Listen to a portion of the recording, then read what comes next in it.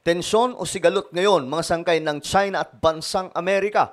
Lalong lumala at ngayon may matinding paghihiganti ang China.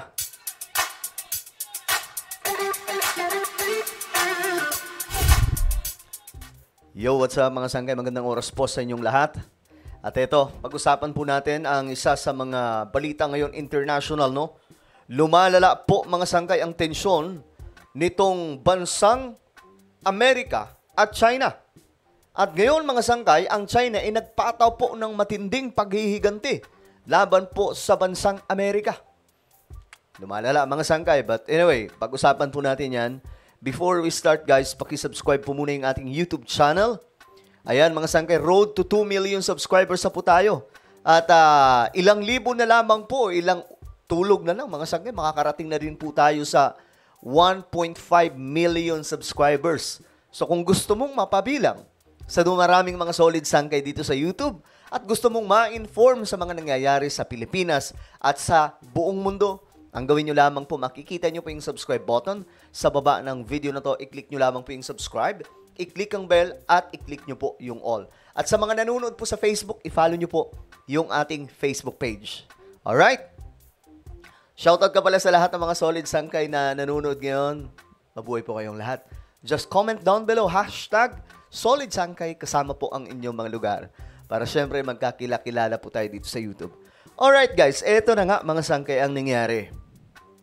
Nakarang araw, napag-usapan po natin mga sangkay itong China at Amerika, no? Na nagkakaroon po ngayon ng banggaan. Nag-umpisa po ito mga sangkay nung umupo si Donald Trump, no? Nagpataw po ng taripa sa China na 20%. 20% mga sangkay against China. Ngayon mga sangkay, hindi po doon nagtapos, nagkaroon po ng gantihan. Ang China, gumanti din, nagpataw din po ng mataas na taripa.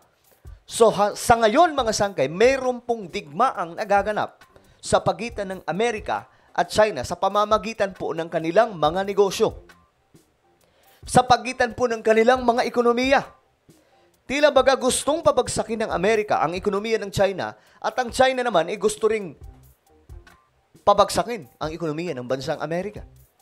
Ganyan po ang nangyayari ngayon mga sangkay. Wala pong may nagpapakumbaba.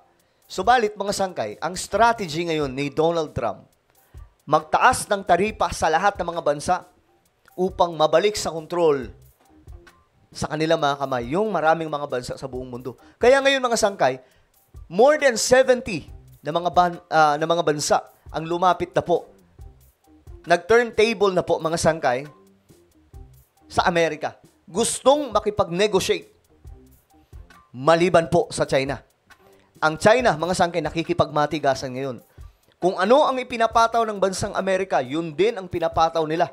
So talagang mayroon pong digma ang nagaganap ngayon mga sangkay. Hindi po sa pamamagitan ng aktual na mga weapons, mga sangkay. Pero ito, ekonomiya po ito mga sangkay ang pinag-uusapan.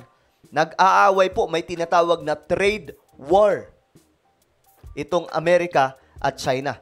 Ngayon mga sangkay, nakaraang araw, itong Amerika ay nagpataw po mga sangkay. Umabot po sa 30% at 34%, then umabot po sa 100% na taripa, hanggang sa nagpataw po sila ngayon ng 125 na taripa. Ang Amerika against China. Ang China, hindi din po nagpatalo. So tumaas din po yung pagpapataw ng China ng taripa laban po sa Amerika. At ngayon, ito na ang nangyari. China raises US tariff rate to 125% on all goods effective April 12. So, anong data ngayon, mga sangkay? Effective ito sa April 12. So, ngayon, mga sangkay mismo, ura-urada. Tingnan po natin ang balita. Breaking news. Masyado po ito maingay ngayon sa international. Welcome back to Squawk Box. We got some breaking news overnight. China raising its tariff on U.S. goods now to 125%. It says it no longer will match U.S. tariff increases because at this point, American imports aren't marketable at these levels. They're calling it a, quote, joke. Eunice Yoon joins us this morning on the ground in Beijing. What is the latest? It's not funny, though.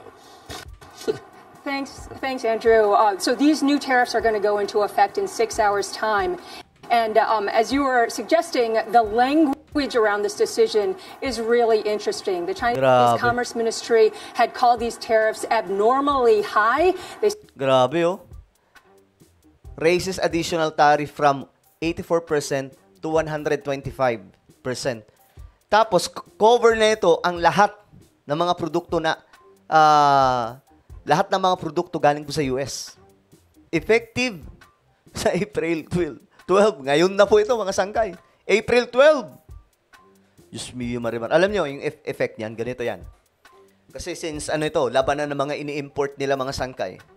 Ngayon, ang mangyayari niyan, kailangan bumawi ng mga negosyante sa kanilang mga negosyo. Siyempre.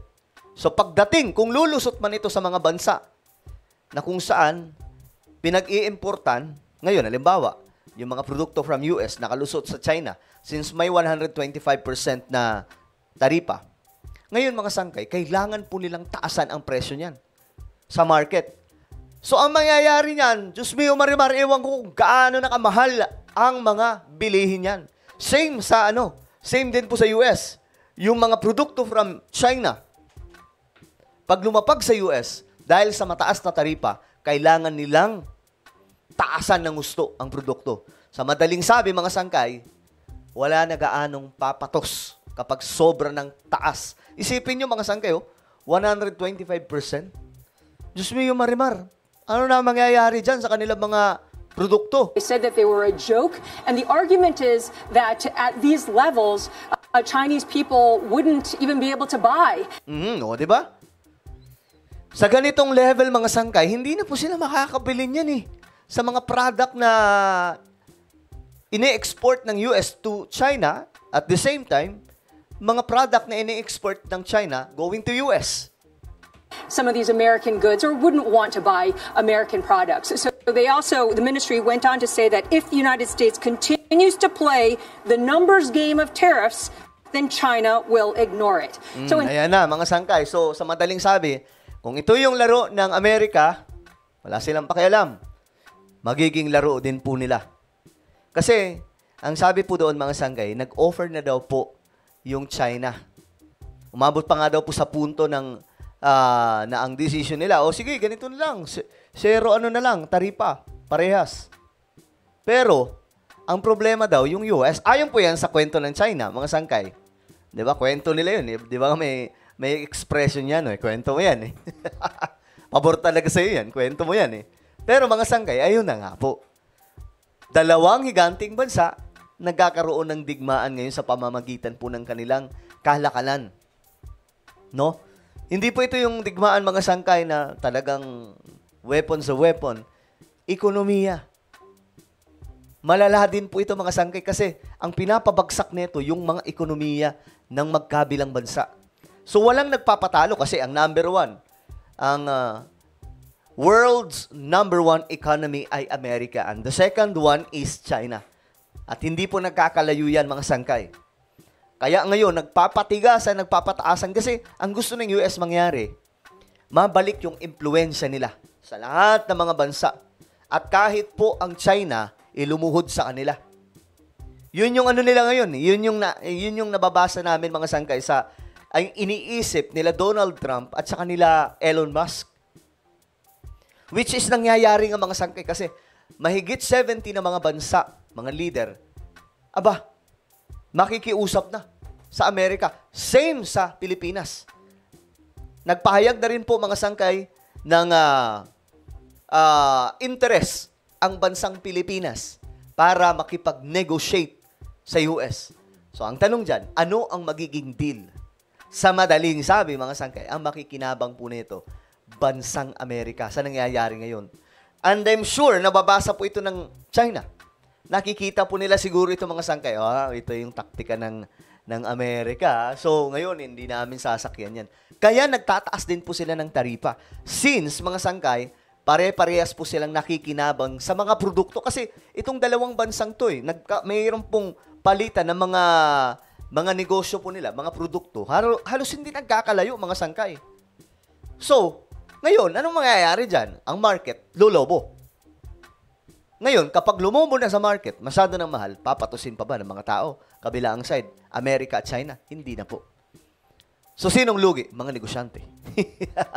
Ganon ang mangyayari. Well, tingnan po natin anong mangyayari dyan. Ayan po, from 84% to 125%, pantay na po sa bansang Amerika kasi 125% na rin po yung US. Abangan natin. I'm sure tataasan din po ito ng Amerika. Bahala sila sa buhay nila. Ano mangyayari dyan? Well, ano po ang inyong opinion? Just comment down below. Meron po tayong YouTube channel, Sangkay Revelation. Hanapin nyo po ito sa YouTube. Kapag nakita nyo ng mga sangkay, i-click nyo po yung subscribe, i-click ang bell, at i-click nyo po yung all. Ako na po ay magpapaalam. Mag-iingat pong lahat. God bless everyone.